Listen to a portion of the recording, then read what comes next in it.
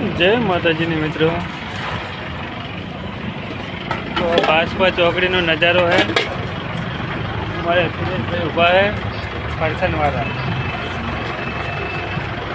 मित्रों तमारे गमे पापड़ी गांठिया जलेबी के लाडवा रोज लेवू हो ताजे ताजू तो 3 दुकानों है। तमारी ज्या इच्छा पड़े अँ तब लई सको छो।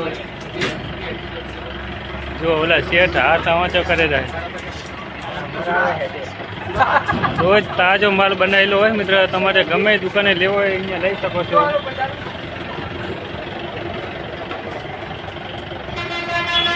एक आ बाजू है हमारे नटू भाई सेठ।